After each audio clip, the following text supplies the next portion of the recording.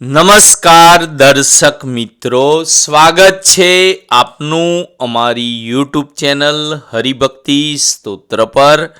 સનાતન ધર્મમાં એકાદશીનું વ્રતનું ખૂબ જ મોટું મહત્ત્વ છે, પરંતુ જ્યારે વર્ષમાં અધિક માસ એટલે કે પુરુષોત્તમ મહિનો આવે છે ત્યારે આ એકાદશીનું મહત્ત્વ હજારો ગણું વધી જાય છે।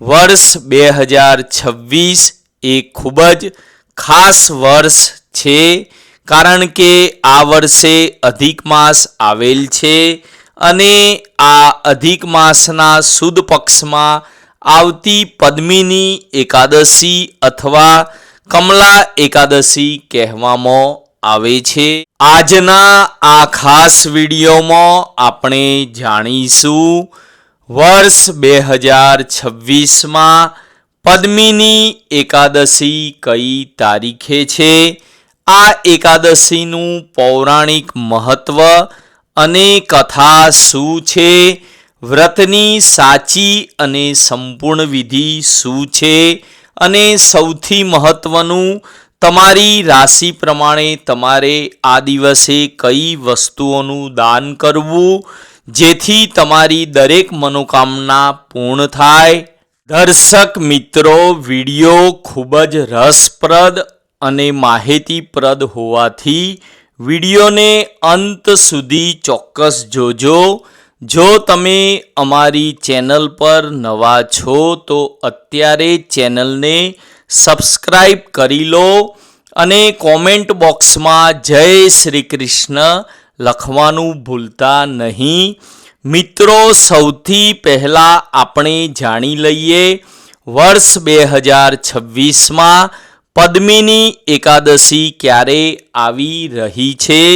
હિન્દુ પંચાંગ અનુસાર વર્ષ 2026માં અધિક માસ, જેને આપણે પુરુષોત્તમ માસ પણ કહીએ છીએ, વર્ષ 2026ના પંચાંગની ગણતરી મુજબ અધિક માસની આ પદ્મિની એકાદશી પંચાંગ મુજબ તારીખ 27 મે 2026 બુધવારના રોજ આવી રહી છે।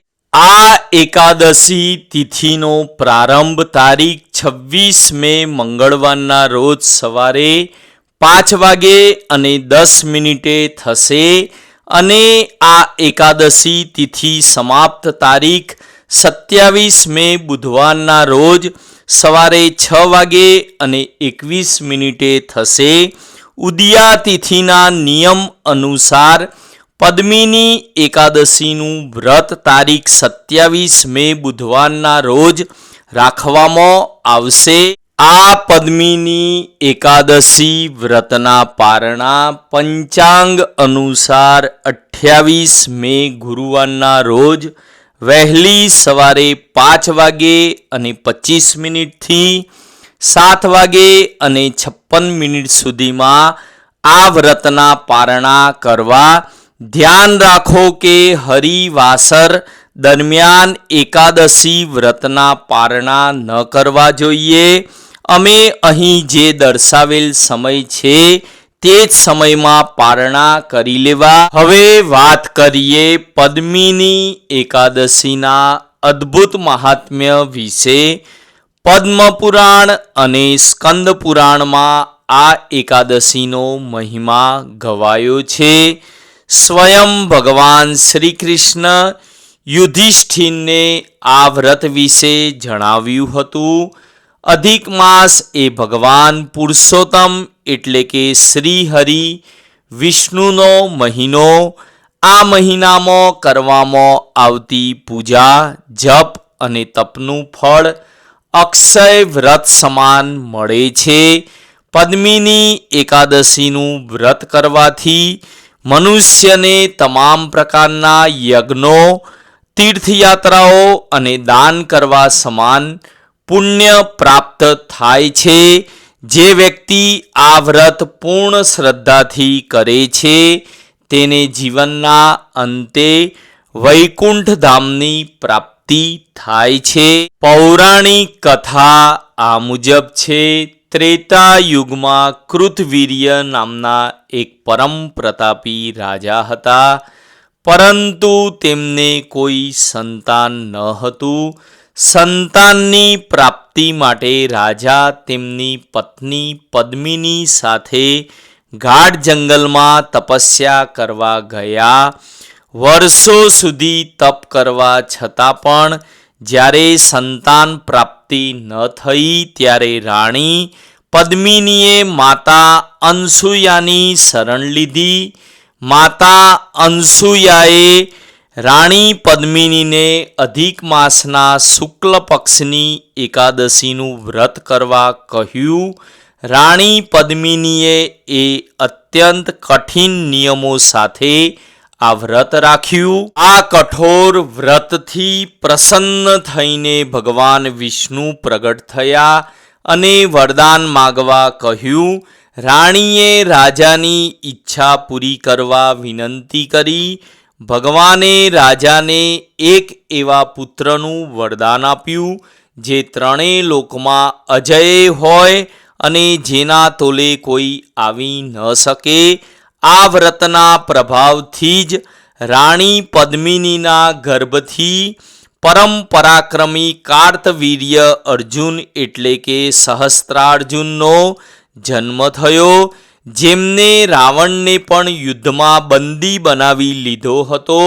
રાણી પદ્મિનીના નામ પરથી આ એકાદશીનું નામ પદ્મિની એકાદશી પડ્યું. દર્શક મિત્રો, ચાલો હવે જાણીએ આ પવિત્ર દિવસે વ્રતની પૂજા વિધિ કેવી રીતે કરવી જોઈએ, જેથી આપણને ભગવાન વિષ્ણુના પૂર્ણ આશીર્વાદ મળી શકે. એકાદશી વ્રતની શરૂઆત વાસ્તવમાં એક દિવસ પહેલાં એટલે કે દસમીની રાતથી જ થઈ જાય છે. દસમીની રાત્રે સાત્વિક ભોજન કરવું અને બ્રહ્મચર્યનું પાલન કરવું. કાંસાના વાસણમાં ભોજન ન કરવું. એકાદશીના દિવસે સવારે સૂર્યોદય પહેલાં ઉઠી સ્નાન વગેરે કાર્યોથી નિવૃત્ત થઈને પીળા રંગના વસ્ત્રો ધારણ કરવા. ભગવાન વિષ્ણુને પીળો રંગ અતિ પ્રિય છે. આ દિવસે ઘરના મંદિરની સામે બેસીને હાથમાં જળ, અક્ષત અને પુષ્પ લઈ ભગવાન પુરુષોત્તમ સામે વ્રતનો સંકલ્પ કરવો કે હે પ્રભુ, હું આજે પદ્મિની એકાદશીનું વ્રત કરવા જઈ રહી છું. મારી પૂજા સ્વીકાર કરજો. ત્યારબાદ ભગવાન વિષ્ણુ અને માતા લક્ષ્મીજીની મૂર્તિ અથવા ફોટોને ગંગાજળથી પંચામૃતથી સ્નાન કરાવો. ત્યારબાદ તેમને પીળા ચંદન, પીળું ફૂલ, ધૂપ, દીપ અને નૈવેદ્ય અર્પણ કરવું. ભગવાન વિષ્ણુને ભોગ લગાવતી વખતે તેમાં તુલસી દળ એટલે કે પાંદડું અચૂક મૂકવું, કારણ કે તુલસી વગર શ્રી હરિ ભોગ સ્વીકારતા નથી. ધ્યાન રાખવું કે એકાદશીના દિવસે તુલસીના પાન તોડવા નહીં. એક દિવસ પહેલાં તોડીને રાખી લેવા. પૂજા દરમિયાન પદ્મિની એકાદશીની વ્રત કથા વાંચો અથવા સાંભળો. વિષ્ણુ સહસ્ત્ર નામ અથવા ઓમ નમો ભગવતે વાસુદેવાય મંત્રનો 108 વાર જાપ કરો. અંતમાં કપૂરથી ભગવાનની આરતી કરો. આ એકાદશીના દિવસે શક્ય હોય તો નિજળા એકાદશી કરવી.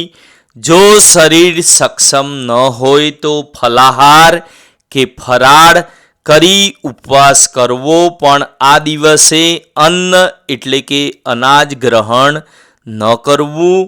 આ એકાદશીની રાત્રે સૂઈ જવાને બદલે ભજન કીર્તન કરી રાત્રિ અથવા અર્ધરાત્રિનું જાગરણ કરવાનું વિશેષ મહત્વ છે. શાસ્ત્રોમાં જણાવ્યા અનુસાર અધિક માસની એકાદશીએ જો પોતાની રાશિ પ્રમાણે દાન કરવામાં આવે તો કુંડળીના ગ્રહ દોષ શાંત થાય છે અને ઘરમાં સુખ સમૃદ્ધિ આવે છે. ચાલો જાણીએ 2026 વર્ષની અધિક માસની શુક્લ પક્ષની પદ્મિની એકાદશીએ કઈ રાશિવાળાએ શું દાન કરવું જોઈએ.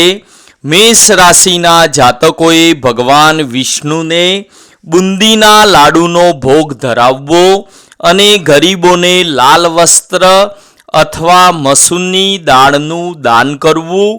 વૃષભ રાશિના જાતકોએ આ દિવસે સાકર, સફેદ વસ્ત્ર અથવા દૂધ પેંડાનું દાન કરવું જોઈએ.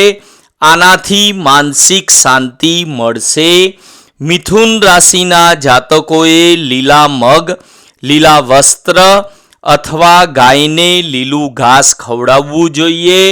કર્ક રાશિના જાતકોએ ભગવાન શિવ અને વિષ્ણુ બંનેની કૃપા માટે ચાંદીની વસ્તુ, ચોખા અથવા ગંગાજળનું દાન કરવું શ્રેષ્ઠ રહેશે. સિંહ રાશિના જાતકોએ ઘઉં, તાંબાનું પાત્ર અથવા ગોળનું દાન કરવું જોઈએ. આનાથી સમાજમાં માન સન્માન વધશે. કન્યા રાશિના જાતકોએ વિષ્ણુ મંદિરમાં જઈને પીળા ફળ, કેળા અને ધાર્મિક પુસ્તકોનું દાન કરવું.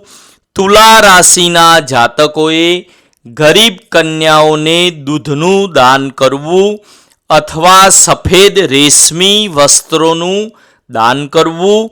વૃશ્ચિક રાશિના જાતકોએ ગોળ અને ચણાની દાળનું દાન કરવું તમારા માટે ભાગ્યોદય કરનાર સાબિત થશે. ધન રાશિના જાતકોએ પીળી વસ્તુઓ, કેસર, ચણાની દાળ અથવા પીળા વસ્ત્રોનું બ્રાહ્મણને દાન કરવું. મકર રાશિના જાતકોએ કાળા તલ, છત્રી અથવા અડદની દાળનું ગરીબોને દાન કરવું જેથી શનિદેવની કૃપા પ્રાપ્ત થશે. કુંભ રાશિના જાતકોએ ગરીબોને ભોજન કરાવવું અને પગરખા, ગરમ કપડાનું દાન કરવું. મીન રાશિના જાતકોએ હળદર, કેળા, ધાર્મિક પુસ્તકો અને સોના અથવા તાંબાનું દાન કરવું અતિ શુભ ફળ આપનાર રહેશે. તો દર્શક મિત્રો, વર્ષ 2026ની આ પદ્મિની એકાદશી તમારા જીવનમાં અપાર ખુશીઓ, સુખ અને સમૃદ્ધિ લઈને આવે તેવી ભગવાન લક્ષ્મી નારાયણના ચરણોમાં પ્રાર્થના. વ્રત કરો કે ન કરો પણ આ દિવસે કોઈની નિંદા ન કરવી, અસત્ય ન બોલવું અને સાત્વિકતા જાળવી રાખવી તે પણ એક મોટું વ્રત જ છે. આશા રાખું છું કે તમને આ માહિતી ગમી હશે. જો આ વિડીયો ઉપયોગી લાગ્યો હોય તો તમારા મિત્રો અને પરિવારના સભ્યો સાથે વોટ્સઅપ અને ફેસબુક ઉપર જરૂર શેર કરજો જેથી તેઓ પણ આ પુણ્યના ભાગીદાર બની શકે. વિડીયોને લાઈક કરવાનું ભૂલતા નહીં. ફરી મળીશું આવી જ ધાર્મિક અને રસપ્રદ માહિતી સાથે.